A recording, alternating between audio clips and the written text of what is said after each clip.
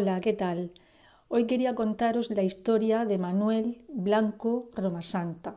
Manuela Blanco Romasanta nació el 18 de noviembre de 1809 en Esgos, Orense. Y no me he equivocado, he dicho Manuela porque Manuel nació como una niña. Lo que ocurre es que a los 8 años Manuela pasó a convertirse en Manuel. La razón es que padecía un síndrome de intersexualidad y eso fue lo que hizo que a esos 8 años comenzara a virilizarse. Tanto es así que tenía barba y era algo calvo. Se casó a los 23 años, pero enviudó muy pronto, sin llegar a tener hijos. A partir de ese momento trabaja como comerciante con su tienda ambulante y empieza a recorrer mundo. Viaja a Galicia, a Castilla y a Portugal. Es ejerciendo esta profesión cuando va a cometer su primer asesinato. La víctima, un alguacil de León. ¿El motivo? Pues que este alguacil quería embargarle por una deuda contraída con un tendero. Pero Romasanta era muy astuto y consigue huir de la justicia. Y es así como llegará a un pueblo llamado Allariz, también en Orense. En Allariz hace amistad con una mujer y su hija.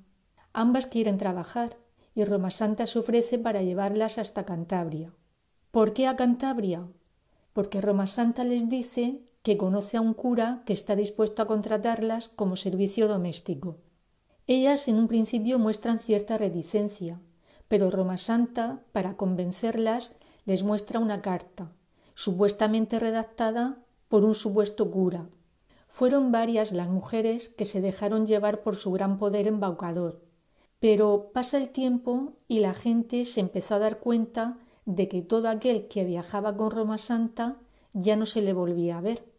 En aquella misma fecha también empieza a correr el rumor de que la grasa o jabón que Romasanta vendía en Portugal era de origen humano, llegándose a pensar que era el sacamantecas. De hecho, le apodaron el del unto o el sacamantecas. Los sacamantecas eran unos individuos que durante aquellos años del siglo XIX y principios del XX se dedicaban al comercio de grasas y sangre, porque decían que servían para curar ciertas enfermedades. Mujeres y niños comenzaron a desaparecer en los pueblos de la zona. Conforme se iban produciendo las desapariciones, al no mucho tiempo, una carta les llegaba a los familiares de los desaparecidos. En esas cartas, supuestamente redactadas por esas personas que ya no estaban, se informaba de que se encontraban bien, pero en un domicilio distinto. Pero esto no convencía a muchas personas, y esas personas son las que empiezan a señalarle. La situación se vuelve a complicar para Romasanta, y no solo por lo que acabo de decir, es que también empiezan a aparecer pertenencias de los desaparecidos, y que Romasanta, al parecer, había vendido a otras personas. Es el momento de volver a huir, y lo hace marchándose esta vez a Toledo. Allí estuvo trabajando como segador, pero dio la casualidad de que allí se encontró con 3 segadores. Estos segadores ya lo conocían, y fueron estos los que se presentaron ante el alcalde y le contaron todo lo que sabían y habían oído de Romasanta. Gracias a la actuación de estos segadores, Manuel Blanco Romasanta fue detenido y confesó sus crímenes. Pero aquí viene lo singular de este caso, porque declaró que obraba de ese modo porque era impulsado por una fuerza irresistible que le hacía convertirse en lobo y le llevaba a devorar a quien a su alcance estuviera. Esta transformación había tenido lugar 13 veces y le atribuía a alguna maldición de alguno de sus parientes. Siguió contando que esta maldición la venía padeciendo hacía 13 años y que finalizó 3 días antes de que lo denunciaran en Toledo. Declaró que fue en la sierra de San Mamede, en el valle de Couso, donde experimentó por primera vez esa metamorfosis. Declaró que se encontró con 2 lobos y que él también tomó esa forma después de revolcarse en la arena, conservando esa forma durante varios días con los otros 2 lobos. Siguió contando que cuando los 3 recuperaron su forma humana, los otros le dijeron que hacía tiempo que sufrían esa desgracia. Roma Santa confesó que unas veces mataba solo y otras en compañía de los otros dos, y que cuando volvían a convertirse en humanos lloraban después de recordar lo que habían hecho siendo lobos. Después de contar esta historia, Roma Santa fue examinado mentalmente. Los informes médicos fueron contundentes. No padecía enfermedad mental alguna. Sin embargo, es cierto que la licantropía existe. La licantropía es un trastorno mental en que el enfermo cree ser un lobo. ¿Qué pasa entonces con su historia? ¿Por qué se le ocurre contar tal cosa? ¿Y por qué Roma Santa se declaró culpable de 4 homicidios más, además de los 9 por los que el tribunal le había declarado culpable? ¿Por un acto de buena fe? Para nada. Lo hizo para reforzar su teoría sobre la supuesta licantropía que padecía. Os cuento. Esas 4 personas sí que fueron atacadas por lobos, pero por lobos de verdad, y Roma Santa sabía ese dato.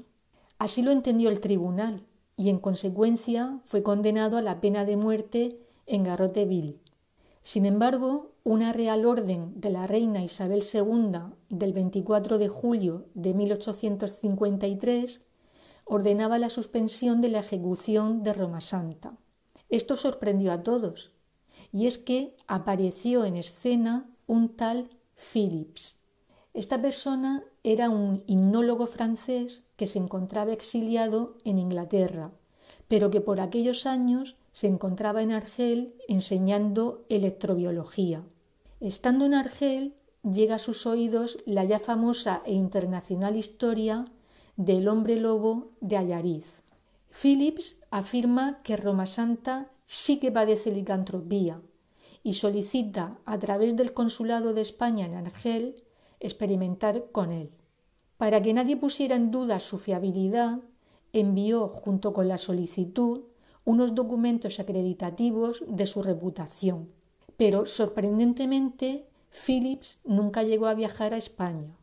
Pero más sorprendente aún es que, aun así, se le conmutara a Roma Santa la pena de muerte por la de cadena perpetua.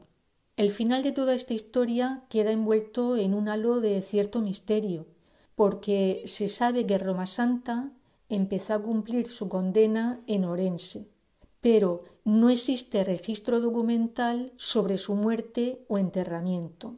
Como podéis imaginar, la historia de Roma Santa tuvo un gran impacto social y fue llevada al cine español en 1970.